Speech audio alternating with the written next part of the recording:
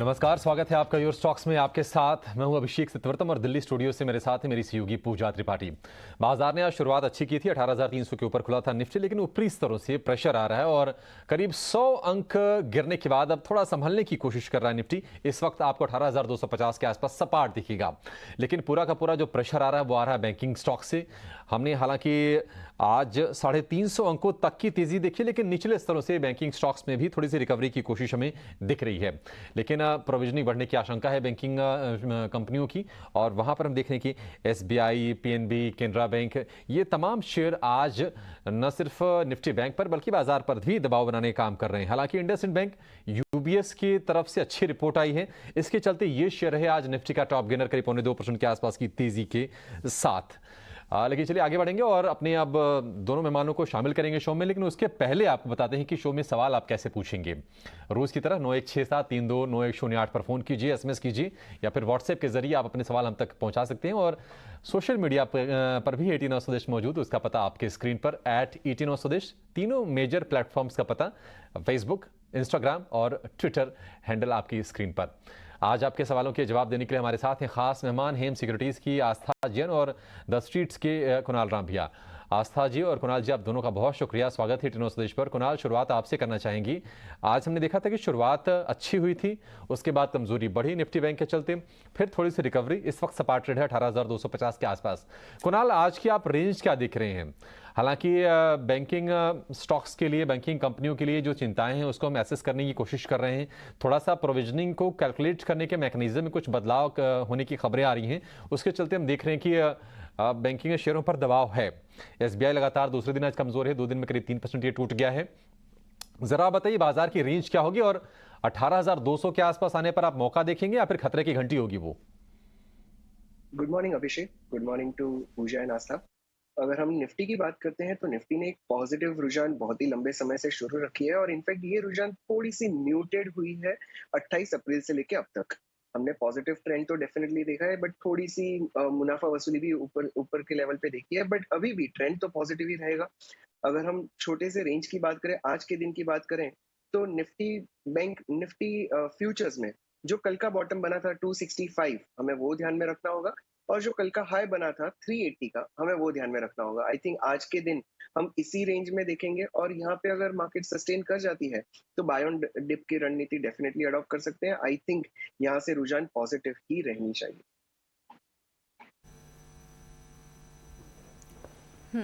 ठीक है, तो ये है व्यू बाजार पर। अब निचले स्तरों से हल्की रिकवरी यहाँ पर बाजार करने की कोशिश कर रहा है, व्यू भी आपको शेयर कर दिया गया। लेकिन चलिए अब आपके सवालों को भी शामिल करते हैं। सवाल पूछने का तरीका आपके स्क्रीन पर फ्लैश हो ही रहा है लगातार, और इस बीच हमें पहला सवाल इंस्टाग्राम पर आ चुका है राजस्थान से, माफ कीजिएगा, यहाँ पर फेसबुक पर झारखंड से सवाल हमें आया है अमित जी का, और इनका सवाल है ग्रीव्स कॉटन पर। 450 शेयर्स हैं और इनकी जो खरीद है वो 150 रुपए के आसपास है, और इनकी खरीद भाव के पास ही स्टॉक इस वक्त कारोबार कर रहा है। अब बात तो नहीं हो पाई कितना समय दे सकते हैं, लेकिन हाल फिलहाल में हमने ग्रीव्स कॉटन में देखा कि अच्छी तेजी भी दिखी है निचले स्तरों से यहाँ पर, और इन्होंने भी इसमें एंट्री लेने की कोशिश की। आस्था, ग्रीव्स कॉटन ये कंपनी कैसी लग रही है आपको? इसको होल्ड करने की सलाह देंगी? देखिए, कंपनी अच्छी है। जिस तरह से कंपनी अभी प्लेस है ईवी को लेके, मुझे लगता है कि वो काफी बढ़िया यहाँ पे है। और क्योंकि ऑटोमोबाइल स्पेस की ये कंपनी है, मुझे ये कंपनी फंडामेंटली भी ठीक लगती है। और देखा जाए तो जो इनकी खरीद की प्राइस है वो बहुत ज्यादा दूर नहीं है करंट प्राइस से, तो बिल्कुल अभी तो मैं यहाँ पे होल्ड करने की सलाह दूंगी। मुझे लगता है जिस तरह से कंपनी स्ट्रेटेजिकली प्लेस है टारगेट्स करने के लिए, कैप्चर करने के लिए ईवी मार्केट को, तो वो कंपनी को एक बहुत मजबूती प्रदान करेगा गोइंग फॉरवर्ड। इसलिए यहाँ पे हमें नतीजे भी अच्छे देखने को मिलेंगे आगे जाते हुए। बने रहने की सलाह है 170-175 के लक्ष्य के लिए। ठीक है, ग्रीव्स कॉटन 170-75 के लक्ष्य के लिए बने रहने की सलाह है। आगे बढ़ेंगे, उत्तर प्रदेश से अमर चंद्रा हमारे साथ हैं। अमर, नमस्कार, पूछिए क्या जानना है आपको? Good morning sir. जी सर, मेरे पास आरसीएफ, मेरे पास दो सवाल है। मेरे पास आरसीएफ है 107.95 के रेट से 250 शेयर, और एक त्रिवेदी इंजीनियरिंग है 302 के भाव पर 30 शेयर। तो सर हम ये जानना चाह रहे थे कि आरसीएफ में 120 का लक्ष्य हमें कब तक मिल जाएगा, और त्रिवेदी इंजीनियरिंग में हम क्या करें, क्योंकि 1 साल हो गया लिए हुए सर, बट अभी तक इसमें कोई इम्प्रूवमेंट नहीं दिखाई पड़ा। ठीक है, त्रिवेणी इंजीनियरिंग है, आरसीएफ के शेयर हैं। आरसीएफ में हम देख रहे हैं कि आज लगातार चौथे सत्र में कमजोरी है। हालांकि जो उम्मीदें हैं आरसीएफ से अमर की बहुत ज़्यादा नहीं है, 120 रुपये का टारगेट लेके यहाँ से चल रहे हैं। आस्था हम देख रहे हैं कि ऊपरी स्तरों से ये शेयर फिसल रहा है, 104 पर फिलहाल ये ट्रेड कर रहा है और जिस लेवल की बात कर रहे हैं बहुत दूर नहीं है यहाँ से, 12-13 रुपये यहाँ से, 15 रुपये यहाँ से चल जाएगा तो 120 आ जाएगा। लेकिन क्या ये चलेगा? आप ज़रा बताइए, क्या कहते हैं इसके फंडामेंटल्स? देखिए, फंडामेंटल्स यहाँ पे ठीक-ठाक हैं, कोई बहुत ज़्यादा नहीं है। अभी ही कंपनी को रिसेंटली भी इनका एक कोई प्रोजेक्ट क्लियर हुआ था, मुझे जहाँ तक ध्यान आता है 900 करोड़ के आसपास का, तो वो एक मजबूती दे सकता है और इनका टारगेट भी देखें तो अभिषेक काफ़ी बड़ा नहीं है, 120 रुपए है। अगर थोड़ा भी यहाँ पे एक अच्छे फाइनेंशियल परफॉर्मेंस की हमें झलक देखने को मिल जाएगी, तो मुझे लगता है कि ये टारगेट्स भी हमें गोइंग फॉरवर्ड देखने को मिलेंगे, लेकिन इसमें लगेगा समय। तो 3 महीने की समय सीमा को ध्यान में रखते हुए आरसीएफ को कंटिन्यू करने की सलाह है 120 के टारगेट्स के लिए ही। नहीं की सलाह है, लेकिन त्रिवेणी इंजीनियरिंग, इस पर आपका क्या आस्था व्यू होगा? क्योंकि हम देख रहे हैं कि ये शेयर भी आज तो ये कमज़ोर है, लेकिन इसमें हमने देखा है कि 300 रुपये के आसपास तक ये लक्ष्य सुझाए हैं ब्रोकरेजेस ने। अगर हम डोमेस्टिक ब्रोकरेजेस की बात करें तो शेयर खान का जो टारगेट 340 रुपये के आसपास का है। लेकिन इसके क्योंकि हमने बहुत ज़्यादा बड़े मूव्स देखे नहीं हैं त्रिवेणी इंजीनियरिंग में, काफ़ी वोलेटाइल रहा है। इसकी राह कैसी आगे की? सर यहाँ पे आगे की राह मुझे ऐसा लगता है कि थोड़ी अच्छी ही रहनी चाहिए क्योंकि ऑर्डर बुक अच्छी है, दूसरी तरफ कैपेसिटी एक्सपेंशन भी ये लोग कर रहे हैं डिस्टिलरी बिजनेस में, तो वो भी यहाँ पे इसको सपोर्ट देना चाहिए। तो मुझे लगता है लॉन्ग टर्म व्यू थोड़ा-सा ठीक है, शॉर्ट टर्म में वॉलेटिलिटी हमें देखने को मिल सकती है, लेकिन लॉन्ग टर्म के व्यू से बिल्कुल यहाँ पे रह रखना चाहिए। मैं इनिशियल लेवल पे 310, 315 का लक्ष्य इस काउंटर को देना चाहूँगी। ओके, तो ये राय आपके दोनों ही स्टॉक्स पर। इंस्टाग्राम पर राजस्थान से सुनील कुमार जी ने सवाल भेजा है, इंडिया बुल्स हाउसिंग फाइनेंस में है और हम देख रहे हैं कि पिछले कुछ दिनों में इस स्टॉक को लेकर काफ़ी सारी क्वेरीज भी आई हैं। 550 शेयर्स इन्होंने 290 के लेवल पर लिया हुआ था, काफ़ी पहले की खरीद लग रही है और तब से ये लेवल्स तो नहीं दिखे, इनको नुकसान भी भारी हो रहा है स्टॉक में। कुणाल, क्या सजेस्ट करेंगे आप इंडिया बुल्स हाउसिंग फाइनेंस पर? सी पूजा, इंडिया बुल्स हाउसिंग फाइनेंस ने एक कंसोलिडेशन बना के रखा है करीब करीब मई 2022 से लेके अब तक। एज ऑफ नाउ ये साइडवेज कंसोलिडेशन में है, आज 2.5% अप है। अगर हम इसकी रीसेंट रुझान की बात करें तो 29th ऑफ मार्च से लेके अब तक ये clear higher top higher bottom भी बनाए चला है। आई थिंक इस काउंटर को एक लंबी अवधि से अगर देखते हैं तो इस लेवल पे बहुत ही फेवरेबल रिस्क रिवॉर्ड रेशियो भी ऑफर कर रहा है। हमारे व्यूअर के पास ऑलरेडी ये लंबी अवधि से होल्ड कर चुके हैं, so I think for time being hold on to this counter. अगर ये काउंटर आगे जाके 135-140 के ऊपर निकलता है तो इसमें शायद एक बहुत ही बेहतरीन रुझान भी शुरू हो सकती है और तब हम शायद रिविजिट करेंगे, बट फॉर टाइम बीइंग इसमें बने रहने की सलाह होगी। और इसमें एक स्टॉप लॉस हम सुझा सकते हैं और वो है 95 लेवल का। अगर ये काउंटर 95 के नीचे जाता है तो डेफिनेटली हम इसमें एग्जिट करने की सलाह देंगे, but otherwise for time being बने रहे और 130 के करीब फिर से एक बार रिविजिट करें, हम हमारा नया व्यू तब शेयर कर पाएंगे। ठीक है, आईबी हाउसिंग को लेकर ये व्यू कुणाल का। आगे बढ़ेंगे, चंडीगढ़ से आशु हमारे साथ हैं। आशु नमस्कार, आपके पास कौन सा शेयर है? नमस्कार सर, कैसे हैं आप? सर बढ़िया, बताइए क्या पूछना आपको? मेरे पास एमआरपीएल है। ठीक है, एमआरपीएल भाव? एमआरपीएल 62 रुपीज में लिए हैं, अभी मैंने 2-3 दिन पहले ही लिए हैं। अच्छा, 2-3 दिन पहले आपने लिए हैं। हाँ, तो कल तो गया था मगर बेचने पे अभी दिल नहीं करा। बेचने का दिल नहीं कर रहा, यही तो होता है कि जब आपके भाव से जब नीचे कई बार जाता है या फिर आपके भाव के आसपास होता है तो शायद आप धैर्य रख लेते हैं, भाव के आसपास होता है, नीचे जाता है तो फिर सवाल पूछते हैं, ऊपर जाता है तो एंजॉय करते हैं उसको।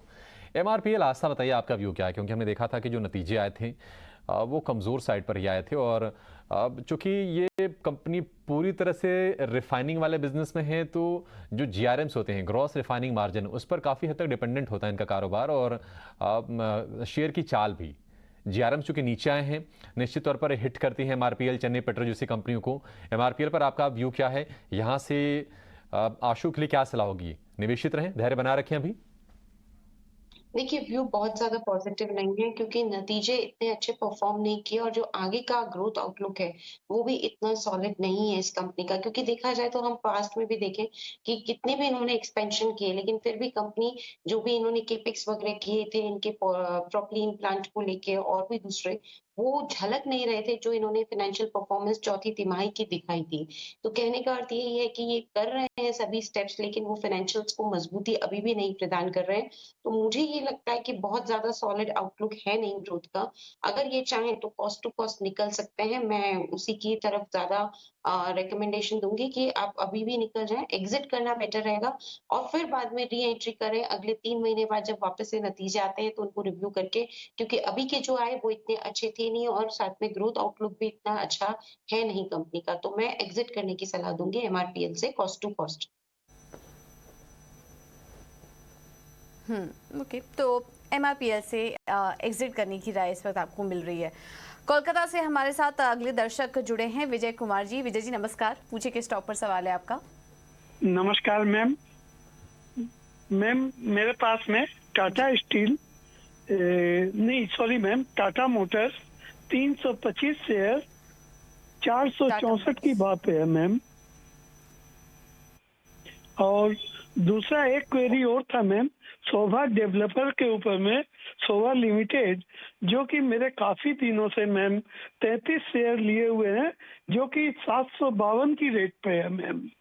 तो मुझे क्या करना चाहिए दोनों शेयर पे मैम, आपकी राय चाहिए थी। जी जी, चलिए, शोभा पे तो नुकसान हो रहा है आपको काफी। 752 पर लिया था आपने ये? मैम करीबन साल भर होने में आ गए मैम। ओके, चलिए दोनों पे राय दिलवा देते हैं। चलिए, टाटा मोटर्स में तो मुनाफा हो रहा है आपको, और टाटा मोटर्स तो इस समय काफ़ी ज़्यादा बज़ में भी है। हमने देखा कि 500 के लेवल के पार निकला 21 फरवरी 2022 के बाद। हमने देखा कि टाटा मोटर्स 500 के ऊपर निकला और अभी भी उस लेवल को होल्ड किए हुए है। काफ़ी अच्छी तेज़ी भी अपने निचले स्तरों से टाटा मोटर्स दिखा चुका है। नतीजे भी आने वाले कंपनी के, मेरे ख्याल से 12 मई को कंपनी के नतीजे भी आने वाले हैं, तो उस लिहाज से टाटा मोटर्स इस वक्त फोकस में काफ़ी ज़्यादा बना हुआ है। आज भी देखिए कमज़ोर बाजार में भी ½ % ऊपर है। तो पहले टाटा मोटर्स पर ही राय ले लेते हैं। आस्था, आपका क्या सजेशन होगा टाटा मोटर्स पर? अभी तो मुनाफे में है ये, क्योंकि इनकी जो खरीदारी का लेवल है ये 464 पर है और 500 के आसपास कारोबार कर रहा है ये स्टॉक इस वक्त। क्या करना चाहिए इन्हें यहाँ पर? है, इसके पीछे 2-3 कारण हैं। टाटा मोटर्स की अगर हम बात करें तो जो सेल्स वॉल्यूम फिगर्स अभी आए थे, बहुत शानदार इन्होंने दिखाए थे और काफ़ी अच्छे सेल्स वॉल्यूम में दिखा रहे हैं। दूसरी तरफ देखा जाए तो ये जिस तरह से सप्लाई साइड को लेके इश्यूज़ थे, वो अब धीरे-धीरे कम हो रहे हैं कंपनी को लेके। तो वो भी मुझे एक अच्छा लगता है पॉइंट, और जो कमोडिटी हेडविंड्स थी, बेसिकली देखा जाए वो भी अब कम होती जा रही है। मुझे लग रहा है कि बहुत वेल प्लेस्ड है टाटा मोटर्स और इसके सभी वर्टिकल्स अच्छा परफॉर्म करते हुए नजर आएंगे गोइंग अहेड। तो यहाँ पे मेरे को ऐसा लगता है कि अगर लॉन्ग टर्म का नजरिया रखेंगे तो बढ़िया रिटर्न ये काउंटर दिखाता हुआ नजर आएगा। ऑल्दो इनिशियल लेवल पे 530 से 540 का लक्ष्य मैं इस काउंटर को देना चाहूंगी।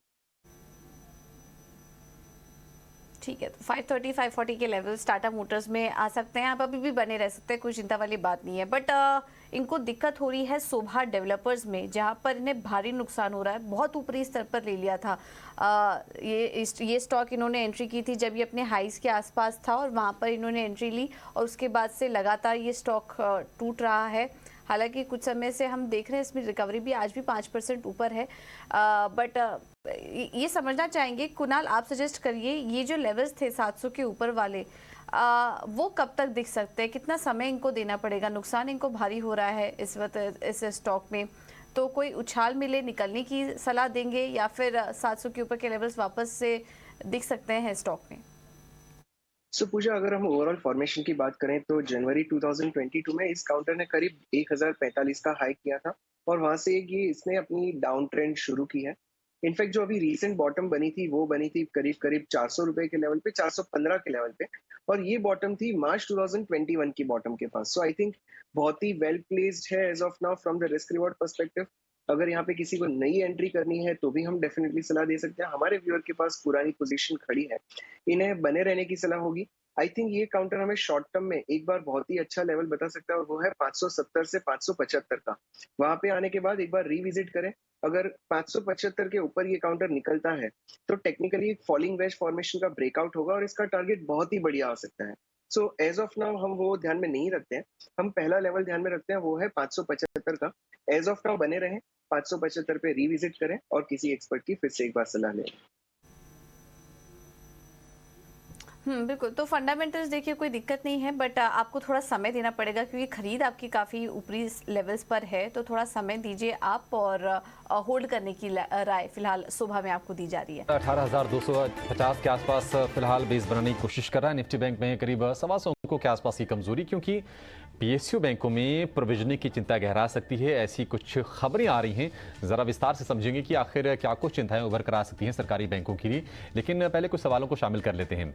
राजस्थान से मेजर सिंह हमारे साथ हैं। मिस्टर सिंह, बताइए क्या जानना है आपको? मेजर जी, आपको आवाज आ रही है? हाँ जी, नमस्कार सर। हाँ जी सर, पूछिए अपना सवाल। सर मेरे पास मदरसन सुमी है 2066 पे। 2000 शेयर 66 रुपए के भाव पर आपके पास हैं। आस्था मदरसन सुमी काफी। हाँ जी सर, एक क्वेरी और है। जी और सर। मेरे पास 1000 है आईडीएफसी फर्स्ट के 34 पे। आईडीएफसी फर्स्ट बैंक, हाँ जी, ठीक है। वैसे तो ये तो काफ़ी बढ़िया आपके पास शेयर है और आपके भाव से तो काफ़ी ऊपर भी आ गया है। ठीक है, इसके बारे में व्यू लेंगे, लेकिन पहले मदरसन सुमी। हम देख रहे हैं आस्था की जो ऑटो एंसिलरी वाली कंपनियां हैं, छोटे जो स्टॉक्स हैं, वहाँ पर अच्छी रौनक आ रही है। और मदरसन सुमी को काफ़ी हद तक, काफ़ी समय तक हमने 60-65 वाली रेंज में देखा, फिर रेंज के ब्रेकआउट करने की कोशिश की। इस वक्त 75 रुपये के आसपास के भाव हैं संवर्धन मदरसन के, शामिल भी जिसे बोलते हैं। आपको क्या लगता है आस्था कि जो भी नेगेटिव्स थे, क्या वो फैक्टर इन है भाव में, और यहां से अब तेजी की उम्मीद करनी चाहिए? जी बिल्कुल, क्योंकि देखिए इनफैक्ट कंपनी ने कुछ एक्विजिशंस भी किए थे, तो मुझे ऐसा लगता है कि कंपनी अब एक पूरी तरीके से तैयार है यहाँ से फर्दर ग्रोथ दिखाने के लिए। और दूसरी तरफ अब अभिषेक जी देखिए, जिस तरह से ऑटोमोबाइल स्पेशली ऑटोमोबाइल एंसिलरीज के जो नंबर्स आ रहे हैं वो भी काफी यहाँ पे उत्साहजनक है। मुझे लगता है कि एक पूरा सेक्टोरल टेलविंड है जो इस काउंटर के साथ रहेगा और यहाँ से हमें और अपसाइड देखने को मिलेगा। मैं इस काउंटर पे बुलिश हूँ और इनको सलाह दूंगी कि अपनी पोजीशन को बनाए रखें। 85 से 90 तक के लेवल्स हमें ये काउंटर दिखा सकता है। 90 रुपए की उम्मीद तो आप करके चलिए ही, जो कि यहाँ से करीब 20% की अपसाइड की उम्मीद जता रही हैं आस्था। लेकिन आस्था, ज़रा आईडीएफसी फर्स्ट बैंक के बारे में भी व्यू दीजिए, क्योंकि ये बैंक पिछले महीने भर से बहुत बढ़िया मोमेंटम में है, करीब 18-20% ये चल चुका है। हालांकि आपको 63.5 का ही भाव दिखेगा, लेकिन अगर इनके भाव से अगर आप जोड़ेंगे, जो कि 35 रुपये के आसपास का भाव बता रहे हैं, 52 वीक का जो लो है वो भी 28-29 रुपये के आसपास का है, तो चला बहुत अच्छा है। कम से कम निचले स्तर से डबल तो हो ही गया है। यहाँ से आपको लगता है कि अभी और पोटेंशियल है, क्षमता और है इसमें चलने की? बिल्कुल क्षमता है। देखिए, जिस तरह के नतीजे हैं, बहुत ही शानदार नतीजे हैं और यहाँ पे ऐसा मुझे लगता है कि जिस तरह से यहाँ पे एडवांसेस के साथ-साथ हमने डिपॉजिट्स में भी बहुत सॉलिड ग्रोथ दिखी है इस बैंक के लिए, तो वो मुझे काफ़ी ज़्यादा पसंद आता है। आगे जाते हुए बैंक और भी अच्छा ग्रो करेगा और मुझे ऐसा लगता है कि आने वाले 2 सालों में काफ़ी बढ़िया परफॉर्मेंसेस हमें यहाँ पे देखने को मिलेगी, क्योंकि जो आरओईज़ हैं, वो अब इम्प्रूव होते हुए हमें इस काउंटर पे नज़र आएँगे। तो आईडीएफसी फर्स्ट बैंक एक स्लो मूवर रहेगा, धीरे चलेगा, लेकिन ये रिटर्न डिलीवर करके देना चाहिए। तो मैं यहाँ पे पॉजिटिव हूँ, बने रहने की सलाह दूँगी 70 टू 75 के टारगेट्स के लिए। बिल्कुल, आईडीएफसी फर्स्ट बैंक, हमारे सभी एनालिस्ट इस स्टॉक पर बुलिश व्यू ही रख रहे हैं। आप अभी भी होल्ड करके रख सकते हैं, 75 के लेवल्स यहाँ पर देखने की उम्मीद। मध्य प्रदेश से संजय जी हमारे साथ जुड़े हैं फोन लाइन पर। नमस्कार, आपका सवाल पूछिए। गुड मॉर्निंग मैडम, मैं संजय मिश्रा बोल रहा हूँ भोपाल से। मेरे पास नियोजन केमिकल्स के 100 शेयर हैं 1422 के भाव में। 1422, ओके। कब लिया था आपने ये? वो शेयर 81 रुपीज में।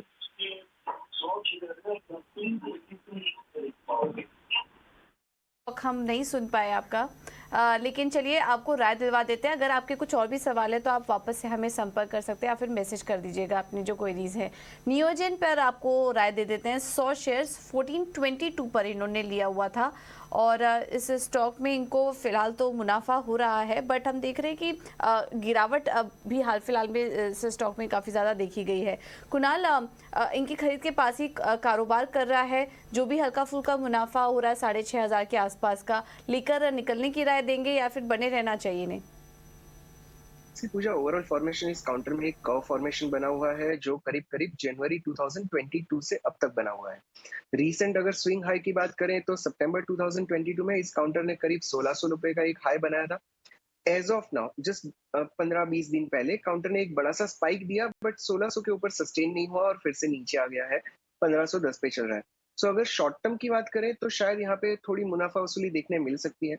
एक बार एग्जिट करने की सलाह होगी, और अगर ये काउंटर 1600 के ऊपर क्लोजिंग देता है तो फिर से रीविजिट करें। आई थिंक इसमें फिर पोटेंशियल होगा कि ये काउंटर 1850 से 1900 तक के लेवल्स बता सकता है।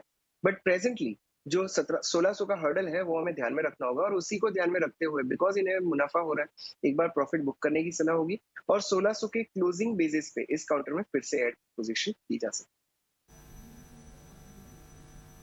ठीक है, फिलहाल प्रॉफिट बुक कर लीजिए, लेकिन 1600 के आसपास आए तो आप वापस से एंट्री भी ले सकते हैं, आप चाहे तो वो निर्णय। स्वागत है। तो आज एलएनटी के नतीजों पर भी बाजार की नजर, इसके अलावा निफ्टी में डॉक्टर रेड्डीज के नतीजे आएंगे और वायदा बाजार की 4 कंपनियों पर भी फोकस होगा। लेकिन बाजार इस वक्त हम देख रहे हैं कि रेंज में पिछले आधे घंटे की अगर हम बात करें 18,250 के आसपास ये निफ्टी बैंक थोड़ा सा संभलने की कोशिश जरूर कर रहा है, क्योंकि 350 अंक तक गिरा था, वहां से 200 अंकों की रिकवरी आ गई है।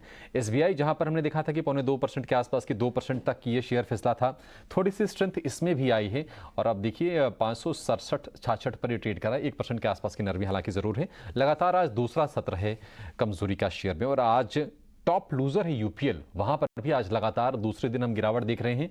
नतीजे इसको जो आए थे हर पैरामीटर पर वो ठीक आए थे, कमजोर आए थे इनफैक्ट, लेकिन डेट रिडक्शन के चलते हमने नतीजों के दिन यानी कि परसों के सत्र में शेयर को सपाट बंद होते हुए देखा, लेकिन कल और आज यहां पर कमजोरी बढ़ रही है और अब ये 682 रुपए पर आज ट्रेड कर रहा है। लेकिन आगे बढ़ने से पहले जरा विश्वमोहन से जान लेते हैं कि आज कमोडिटी ABCD में क्या है खास। चले उनके पास।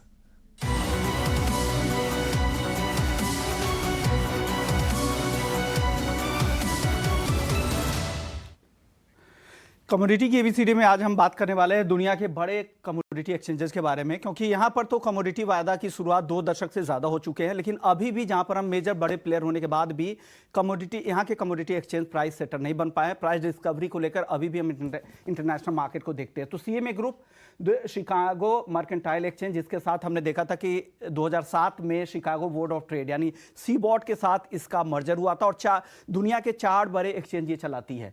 न्यूयॉर्क मर्केंटाइल एक्सचेंज, जिसको आप नाइमेक्स के नाम से जानते हैं, जिस पर क्रूड की ट्रेडिंग होती है, ब्रेंट, WTI, नेचुरल गैस जैसे ट्रेडिंग होती है।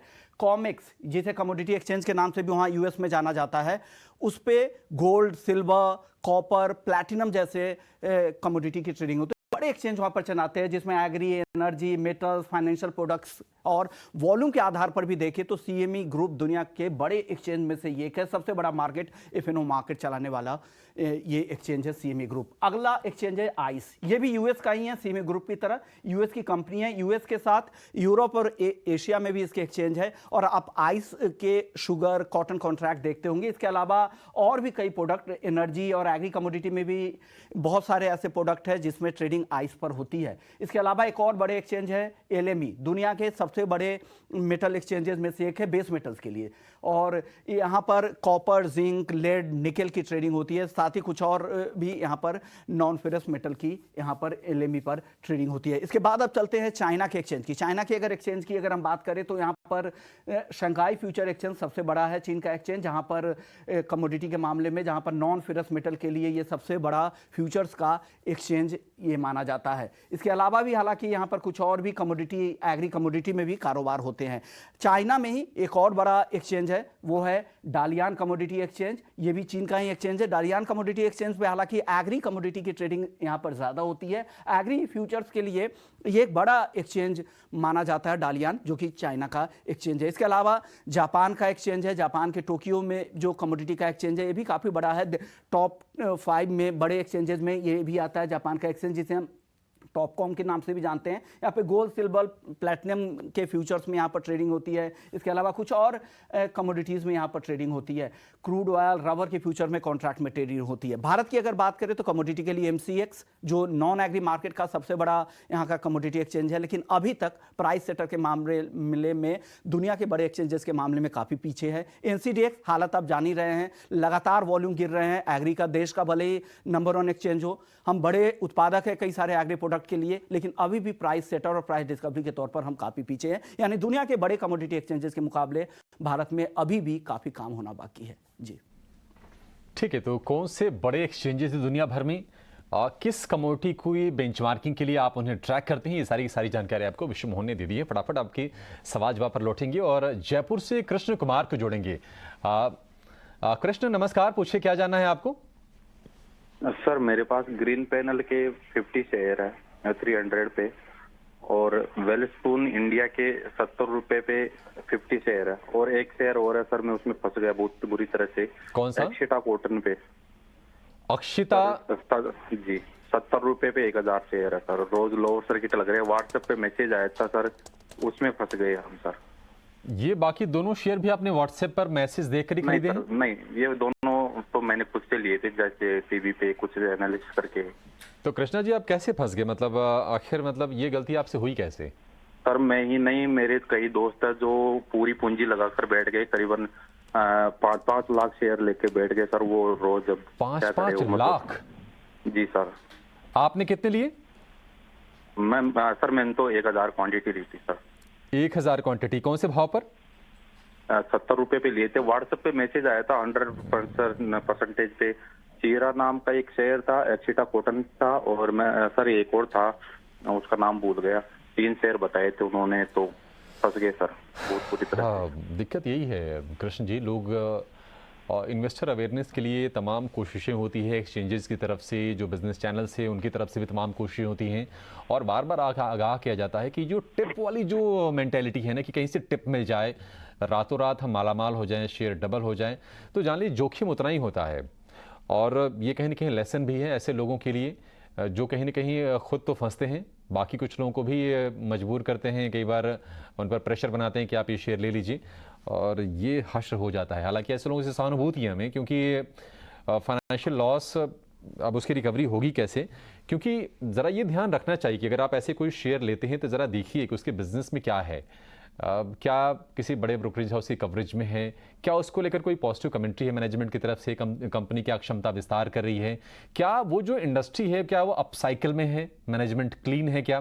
ये तमाम पैरामीटर्स होते हैं जिससे बड़ी आसानी से आप किसी कंपनी को जज कर सकते हैं, उसके बारे में जानकारी आप निकाल सकते हैं। और आजकल तो देखिए गूगल का ज़माना है, कोई भी इंफॉर्मेशन किसी से छिपी नहीं है, लेकिन फिर भी आपको हम चलिए गाइड करेंगे, क्योंकि इसमें हम देख रहे हैं कि लगातार कम से कम 6-7 सत्र से इसमें गिरावट है, और 80 रुपये वाला जो शेयर था वो 32 रुपये के आसपास का हो गया है, अक्षिता कॉटन।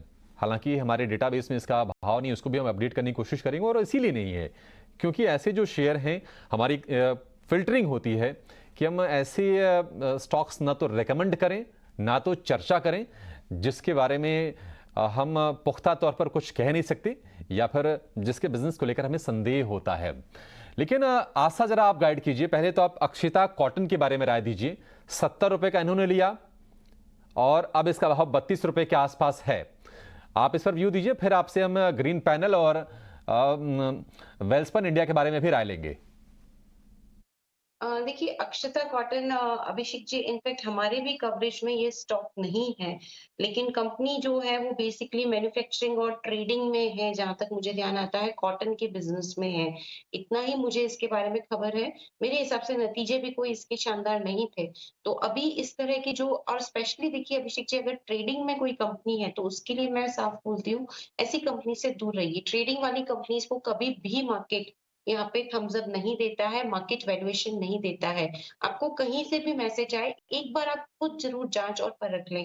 आपको सिंपल सा क्या करना है, बीएसई इंडिया की वेबसाइट पे जाइए, कंपनी के बारे में थोड़ा सा ढूंढिए गूगल पे, कंपनी क्या करती है, बीएसई इंडिया की वेबसाइट पे उसके नतीजे देखिए, लॉसेस में है, प्रॉफिट में है, और फिर आप भले ही आप उन मैसेजेस पे काम करिए, लेकिन अपनी तरफ से भी एक बार फंडामेंटल जरूर चेक करिए। और लॉस वाली कंपनी में तो मेरे हिसाब से जाने ही नहीं चाहिए, कितनी भी बढ़िया न्यूज क्यों ना आए, क्योंकि वो कंपनी को परफॉर्म करके दिखाने दीजिए और उसके बाद आप उसमें इन्वेस्ट कीजिए।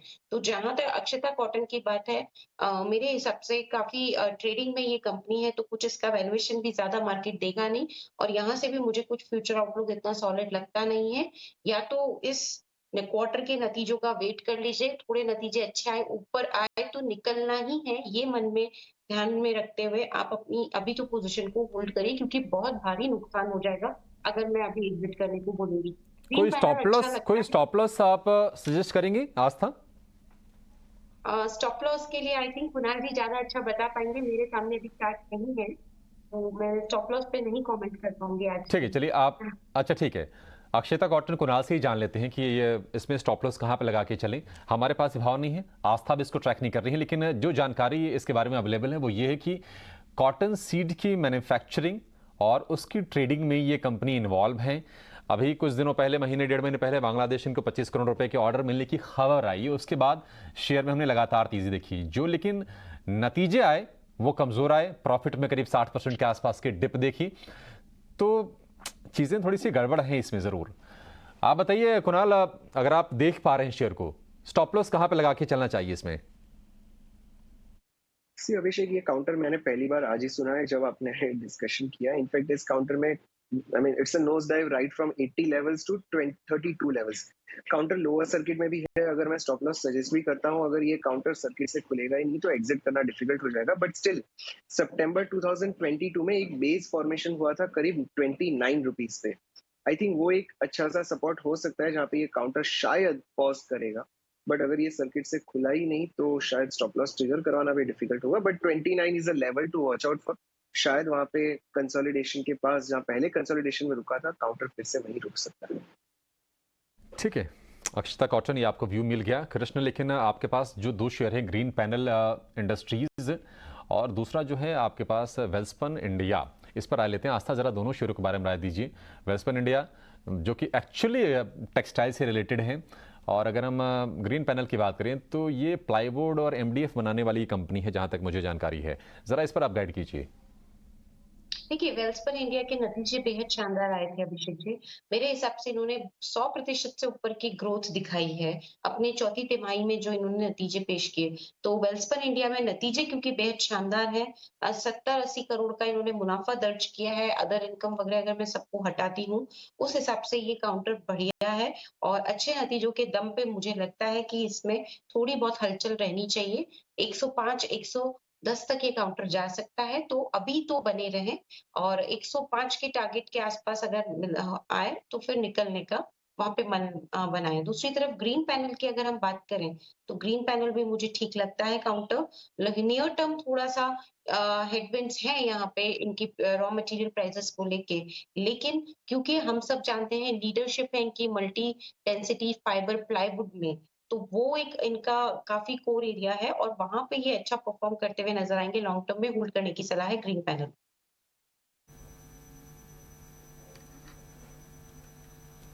ठीक है, तो ग्रीन पैनल में भी आपको राय दे दी गई, वेल्सपन इंडिया में भी राय दे दी गई है आपको, और एक थंब रूल भी बता दिया गया कि कुछ नहीं समझ में आ रहा है तो जाकर सिर्फ कंपनी के फाइनेंशियल स्टेटमेंट देख लीजिए। कंपनी घाटे में है तो निवेश करने की ज़रूरत ही नहीं है।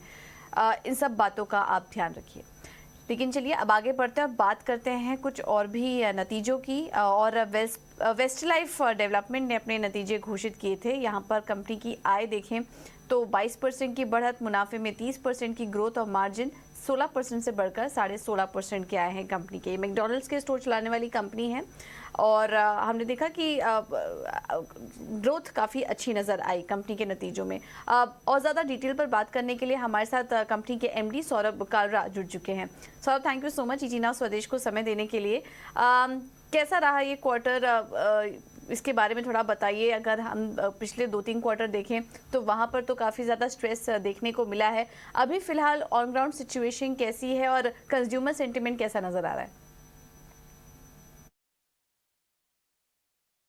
So thank you very much आपके क्वेश्चन के लिए। आई थिंक अभी क्या है कि अगर आप देखेंगे इंडिया जैसी मार्केट में हमेशा अपॉर्चुनिटीज क्रिएट होती रहती हैं। सो जहां तक डिस्क्रिशनरी इनकम का सवाल है, मैक्रो इकोनॉमिक फैक्टर्स हमेशा प्ले करते हैं, बट जहां से हम देख रहे हैं हमारा एक चीज बहुत क्लियर है कि हमारा एक लक्ष्य है विजन 2027 की तरफ जाने का, और हमें लगता है कि हम काफी अग्रसर हैं उस लक्ष्य की तरफ, कि हम अच्छा काम कर रहे हैं। और हमारी जो सेम स्टोर सेल्स ग्रोथ है, कॉम्प नंबर जिसको हम बोलते हैं, काफी हेल्दी डबल डिजिट 14% का नंबर हमने Q1 में डिलीवर किया, और साल का अगर आप नंबर देखेंगे तो काफी अच्छा है। तो हम तो काफी प्रोत्साहित है इस बात से, और हमें लगता है कि ये मेंटेन रहेगा आगे आगे चल के भी। ठीक है। सौरभ जी नमस्कार, अभिषेक बोल रहा हूँ। आप जैसा कि मेंशन कर भी रहे हैं कि सेम स्टोर सेल्स ग्रोथ 14% पर आ गया है। हालांकि थोड़ी सी हमने उसमें सुस्ती देखी है अगर हम तिमाही आधार पर हम बात करें तो, लेकिन अगर हम पूरे FY24 की अगर बात करें, मौजूदा कारोबारी साल की बात करें, तो आप यहां से किस तरह की ट्रैजेक्टरी देखते हैं? कितनी बढ़त आएगी इसमें? सेम स्टोर सेल्स ग्रोथ काफी हेल्दी है। एक्चुअली रिटेल में अगर आप देखते हैं तो same store sales growth high single digit बहुत अच्छा माना जाता है। तो ये हमारी गाइडेंस भी है जब हम विजन 2027 की बात करते हैं कि हम high single digit sales growth पे काम करेंगे। जहां तक ये वाले क्वार्टर की सवाल है, 14% बहुत बहुत अच्छा है on a very high base. जो हमने फर्स्ट जो Q4 लास्ट ईयर का था उसके ऊपर 14% किया है। इसमें कोई कोविड इंपैक्ट नहीं था, हम रिकवर कर चुके थे। उसके ऊपर 14% हमने वापस सेम स्टोर सेल्स ग्रोथ किया है। तो हम काफी खुश हैं इस रिजल्ट से। आपके मार्केट शेयर को लेकर भी जानकारी दीजिए। वेस्टर्न और सदर्न रीजन में किस तरह का मार्केट शेयर दिखाई दे रहा है, स्पेशली साउथ रीजन में, क्योंकि हम देख रहे हैं वहाँ पे आपने कुछ नए लॉन्चेस भी किए हैं। चिकन पोर्टफोलियो आपने लॉन्च किया है, तो क्या उसकी मदद से मार्केट शेयर गेन करने में आपको मदद मिली?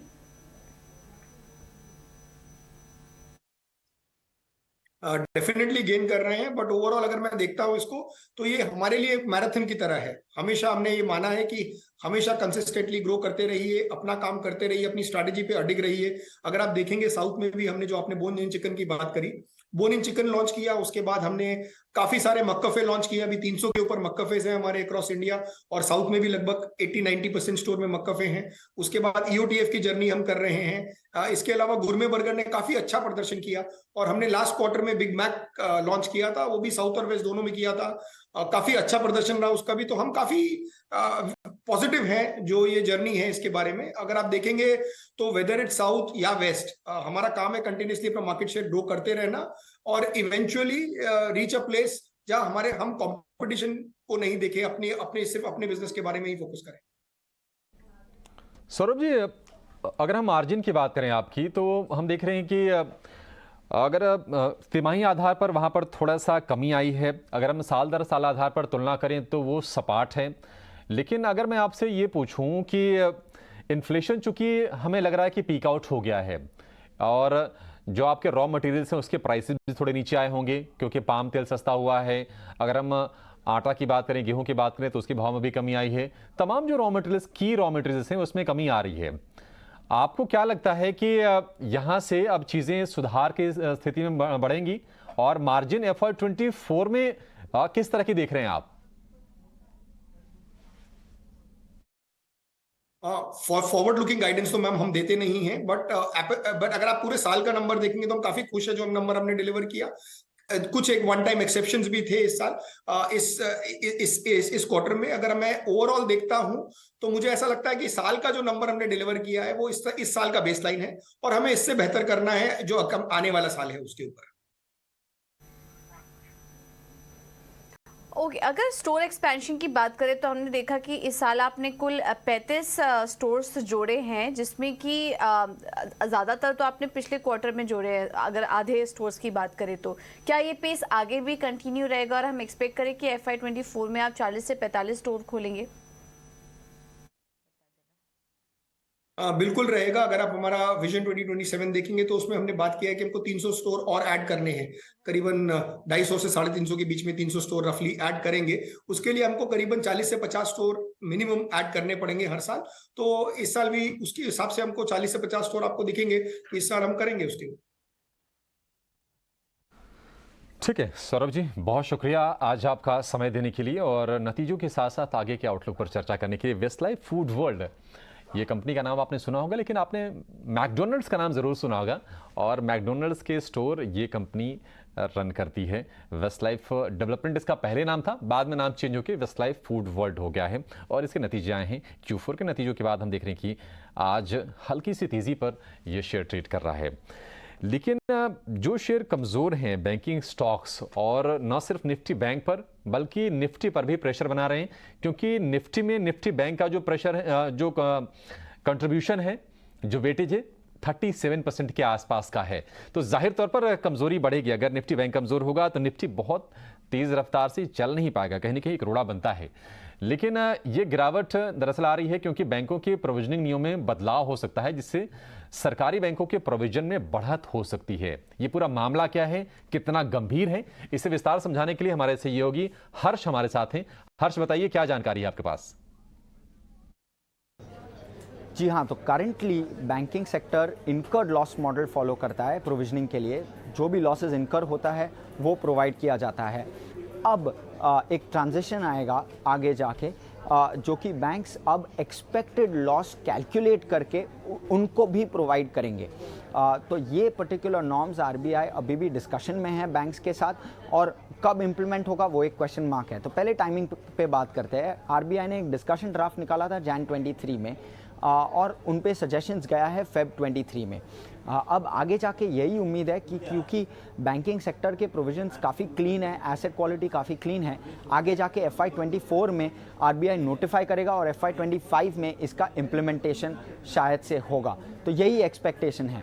अब बैंक ऑफ इंडिया और कैनरा बैंक से कमेंट्री आई है कि 4 to 5% उनके जो लोन बुक है मैथमेटिकली उतने का प्रोविजन करना पड़ेगा। अब ये एक साल में नहीं करना है, उनको 5 years में करना है। तो over a period of 5 years उनको 1% उनको उनका लोन बुक प्रोवाइड करना पड़ेगा फॉर मीटिंग ECL नॉर्म्स। तो ये पर्टिकुलर चीज़ एक बिट ऑफ एन ओवरहैंग हो गई है, स्पेशली PSU बैंकिंग बास्केट में। CLSA सजेस्ट करता है कि 0.8 to 1.5% of PSU banking loans में प्रॉब्लम आ सकती है, प्रोविजनिंग करना पड़ेगा, जो कि प्राइवेट बैंक्स में ये इशू नहीं आ रहा है according to them. Private banking sector में ऐसा है कि काफ़ी सारे contingency floating provisions already build हो चुके हैं, तो उतना कंफर्ट है कि लार्जली प्राइवेट बैंकिंग सेक्टर में ये ECL जो ट्रांजिशन है वो उतना इम्पैक्ट नहीं करेगा प्राइवेट बैंक्स पे। पर जो PSU बैंक्स पे है अराउंड 1 to 5%, जो कि अभी बैंक ऑफ इंडिया और कैनरा बैंक का कमेंट्री आया है, around 1 to 5% of loan book over a 5 year period provide करने का रिस्क आ सकता है, और उसका इम्पैक्ट आ सकता है PSU बैंकिंग स्पेस में। ठीक है, शुक्रिया हर्ष। तो हर्ष ने आसान भाषा में आपको समझाने की कोशिश की कि अभी तक जो प्रोविजनिंग की जाती है, यानी कि जो कर्ज बट्टे खाते में डाल दिए जाते हैं उसके आधार पर प्रोविजनिंग की जाती है। अब उन कर्ज के अगेंस्ट में प्रोविजनिंग की जाएंगी जहां पर आशंका होगी कि शायद वो डूब जाएंगे। मोटा मोटी यही चीज़ है, और ये चीज़ परेशान कर रही है। इस नियम के चलते हम देख रहे हैं कि प्रोविजनिंग बढ़ने के संकेत हैं, और आप अक्रॉस द बोर्ड देखिए, Canara bank, bank of India, bank of Baroda, union bank, ये तमाम शेयर कमजोर है। लेकिन जो दिग्गज हैं SBI, वहां पर भी कमजोरी है, 1% के आसपास की। आस्था, आप कैसे देख रही हैं इस नियम को, अगर ये अस्तित्व में आता है तो? और दूसरी चीज, क्या इससे डरकर अपने शेयर बेच देने चाहिए हमारे पास जो बैंकिंग वाले स्टॉक्स हैं लोगों के पास, या फिर थोड़ा नीचे जाए तो बल्कि ऐड करने का मौका होगा आपके हिसाब से? देखिए, बिल्कुल ये जो नियम है इसकी वजह से थोड़ी दिक्कत हमें अभी एक सेंटिमेंट डैम्पनर इसे मैं मानूंगी, specially for public sector bank, तो वो हुआ है और उसकी वजह से थोड़ी सी गिरावट हमें देखने को मिलेगी। लेकिन पब्लिक सेक्टर बैंक में एक तो बैंक अभी भी बहुत बढ़िया पोजीशन में है, और मैं तो उनमें गिरावट में खरीदारी करने की ही सलाह दूंगी। तो मेरे हिसाब से अभी ये गिर रहे हैं, इन्हें थोड़ा गिरने और दिया जाए और फिर खरीदारी का मौका बनेगा, जिसमें SBI प्रेफर्ड चॉइस है, बैंक ऑफ बड़ौदा दूसरे नंबर पे है। ठीक है, तो थोड़ी सी दिक्कत तो बढ़ सकती है, और वो दिक्कत हमें दिख भी रही है क्योंकि सरकारी बैंकों का जो इंडेक्स है वहाँ पर ये प्रेशर आज लगातार तीसरे दिन है, और 2% आज ये नीचे है। तमाम बैंक्स कमज़ोर हैं, और आस्था ने अपना व्यू भी शेयर कर दिया।